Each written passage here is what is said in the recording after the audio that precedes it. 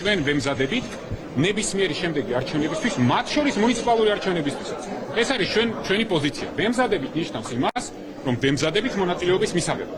გიორგი გახარიას გუნდი დღეს ერთადერთია, ვინც ადგილობრივ თვითმმართველობის არჩევნებში მონაწილეობას გეგმავს. ყოფილი პრემიერის პოზიცია არსებითად განსხვავდება იმ გზავნილისგან, რომელიც გუშინ რუსთაველის გამზირზე სალომე ზურაბიშვილმა გაახმოვანა. მეხუთე პრეზიდენტმა თქვა, რომ მუნიციპალურ არჩევნებში მონაწილეობა მხოლოდ ორ შემთხვევაშია შესაძლებელი.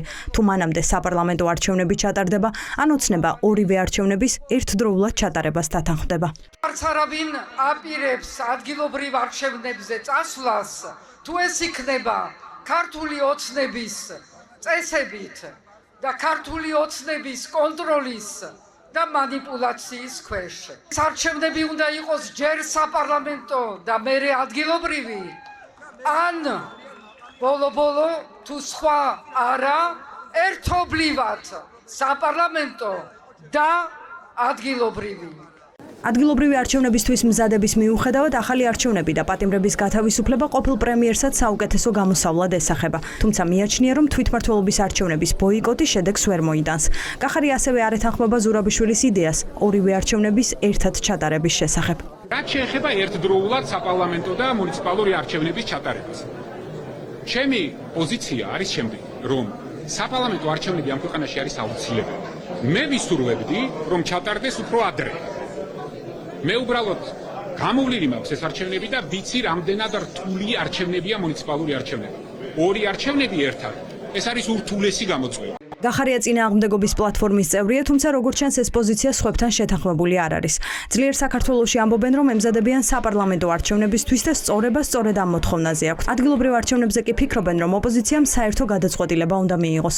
ამიტომ პარტიის ლიდერები საჯარო დისკუსიის მომხრეები არიან. რაც უფრო მეტი დრო გადის, უფრო მეტ აქტუალობას იძენს ადგილობრივ არჩევნებში მონაწილეობა, არ მონაწილეობის საკითხი და მნიშვნელოვანი არის, რომ ჩვენ ეს დისკუსია გადმოვიტანოთ მათ შორის საჯარო სივრცეში და ერთმანეთს ვესაუბრებოდეთ იმაზე, თუ რა დადებითი და უარყოფითი მხარეები აქვს ორივე პოზიციას. მნიშვნელოვანი არის, რომ არსებობდეს ერთიანი სულისკვეთება. ვინც ადგილობრივ არჩევნებში მონაწილეობაზე უარი თავიდანვე თქვა, ცვლილებისთვის კოალიციაა. ამ გაერთიანებაში ზურაბიშვილის პოზიციას იზიარებენ და ამბობენ, რომ ახალი არჩევნების გარეშე ადგილობრივში მონაწილეობაზე დისკუსიაც არასაჭიროა. პოზიციის მკაფიო დაფიქსირებისკენ მოუწოდა სხვებს დღეს ნიკა მელიამ სოციალური ქსელიდან. გახარიას პარტია საუბრობს იგივეს, რასაც საუბრობდა, არ გამორიცხავს მასში მონაწილეობას და ამას დაემატა პარტია ლელო, რომელმაც მოგვიწოდა საჯარო დებატებისკენ და ამ საკითხის გარშემო დისკუსიის გახსნისკენ. არა დავიცი, თვეების განმავლობაში ამაზე საუბრობდით მეც პირადად და მეგობრებიც, კოლეგებიც, პასუხად ვიღებდით, რომ რადგან ამაზე საუბარია ივანიშვილის სენდაში ჩაწერას ნიშნავს, თუ კი ჩვენ ვისაუბრებთ ადგილობრივ თვითმმართველობის არჩევნებზე, ბუნდოვანებას დაემატა მეტი ბუნდოვანება. საზოგადოება იმსახურებს ახლა პასუხს.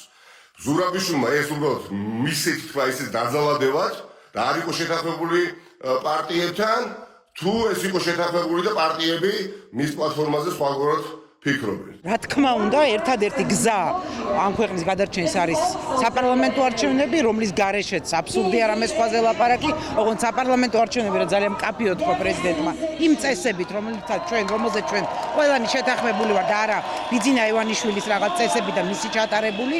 ნაციონალურ მოძრაობაში ფიქრობენ, რომ არც ახალ არჩევნებს აქვს აზრი, თუკი მას ბიძინა ივანიშვილი ჩანიშნავს. ამ პარტიას ეჭვი ეპარება, რომ არჩევნები სამართლიანი იქნება იმ შემთხვევაშიც კი, თუკი ოცნება ოპოზიციის პირობებს დათანხმდება.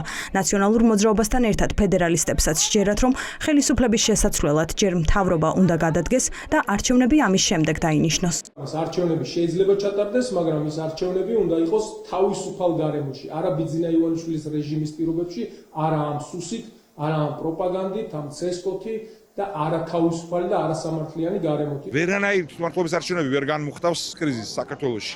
ერთადერთი რაც ამ კრიზისს განმუხტავს არის ამ თავის გადადგომა და ახალი არჩევნები და ივანიშვილის რეჟიმის დამარცხება. რას ამბობს ქართული ოცნება? ივანიშვილის პარტია ერთიანი მესიჯ ბოქსით ცდილობს საზოგადოება დაარწმუნოს, რომ ოპოზიციას მოთხოვნების მიუხედავად ახალი არჩევნების ჩანიშვნა არ უნდა, რადგან ეს წინასწარ წაგებულ თამაშში შესვლაა. ოცნება საპარლამენტო არჩევნებს გამორიცხავს, თუმცა არ ამბობს სხვა რა გზით აგვარებს პოლიტიკურ კრიზისს. არც კი აწყობთ. ანუ რასაც ითხოვდნენ, ის უკვე საერთოდ აღარ აწყობთ. გამომდინარე იქიდან, რომ კიდევ უფრო მეტად მძიმე დამარცხდებიან, ვიდრე დამარცხდნენ გასული წლის ოქტომბერში. ეს არის ოპოზიციის დღევანდელი მდგომარეობა.